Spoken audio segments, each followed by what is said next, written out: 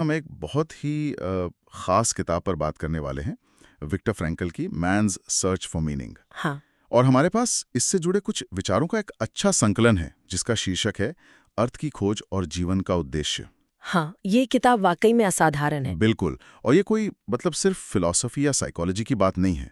इसकी जड़ें तो सीधी उन भयानक अनुभवों से जुड़ी हैं जो फ्रैंकल ने खुद नाजी कॉन्सेंट्रेशन कैंप्स में सहे। सही कहा। ये सोचना भी मुश्किल है ना, कि वैसी जगह पर जहाँ इंसानियत लगभग खत्म हो जाती है, कोई जीवन के अर्थ की बात सोच रहा हो, उसे खोज रहा हो। वही तो आज हमारी कोशिश यही रहेगी कि हम समझें कि कैसे मतलब इतनी भयानक मुश्किलों के बीच भी इंसान अपने जीने की वजह ढूंढ सकता है। फ्रैंकल ने जो देखा और सिखाया उस पर थोड़ी गहराई से बात करेंगे। चलिए शुरू करते हैं। हाँ। तो फ्रैंकल के अनुभव जैसे हमने कहा बहुत भयावह थे। यातना शिविरों में उन्होंने देखा कि कुछ लोग जिनका सब कुछ छिन चुका था वो फिर भी किसी तरह टिके हुए थे। बिल्कुल। और जो बात यहाँ सचमुच गौर करने लायक है वो ये है कि फ्रैंकल ने पाया कि सिर्फ शारीरिक ताकत ही काफी नहीं थी जिंदा रहने के लिए। ये उस वक्त की सोच से काफी अलग था। अच्छा। हाँ। उन्होंने देखा कि जिन कैदियों के पास जीने का कोई मकसद था, कोई वजह थी, चाहे वो किसी अपने से मिलने की उम्मीद हो या कोई अधूरा काम पूरा करने की इच्छा या शायद भविष्य में कुछ करने का इरादा, उनके बचने की संभावना उन लोगों से कहीं ज्यादा थी जिन्होंने मतलब उम्मीद छोड़ दी थी। तो ये उद्देश्य, ये मकसद एक तरह की मानसिक शक्ति दे रहा था। बिल्कुल, एक मानसिक और कह सकते हैं कि एक आत्मिक शक्ति। हाँ।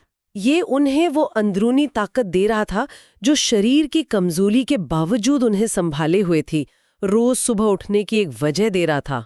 और इन्हीं अनुभवों से फिर उन्होंने लोगोथेरेपी नाम की एक नई मनोवैज्ञानिक पद्धति विकसित की। हाँ। ये क्या है असल में? हाँ, लोगोथेरेपी।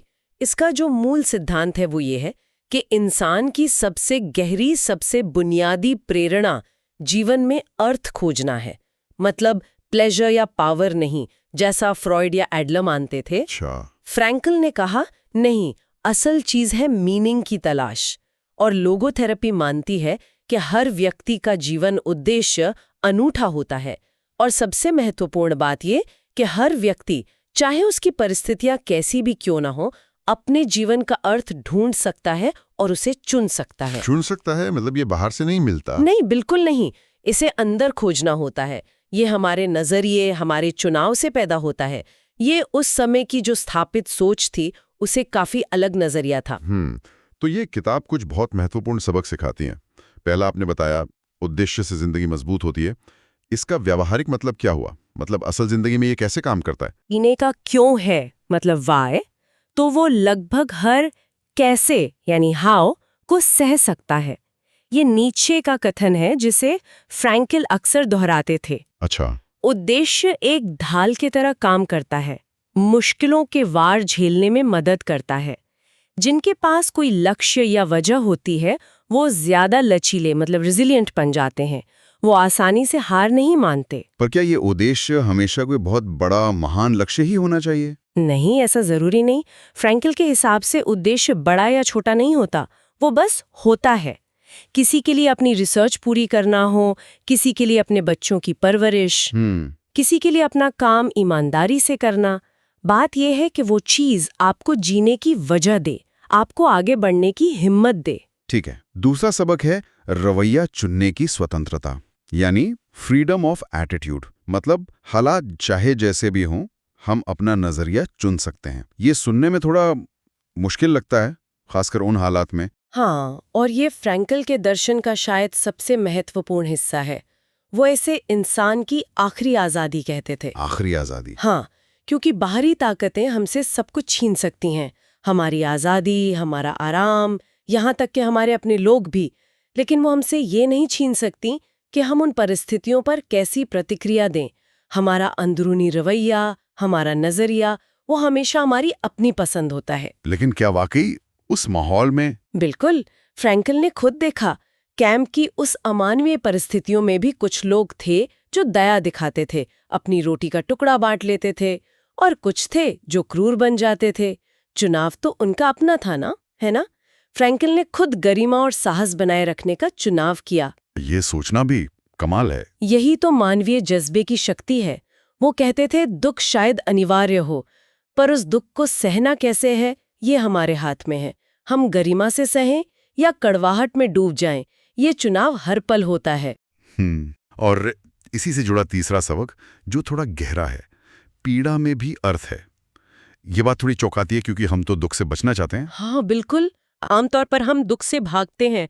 फ्रैंकल का मतलब ये नहीं था कि हमें दुख ढूंढना चाहिए, बिल्कुल नहीं। अच्छा। बल्कि ये कि जब दुख जीवन में आ ही जाए, जब उसे टाला ना जा सके, तब भी उसमें अर्थ खोजने की एक संभावना रहती है।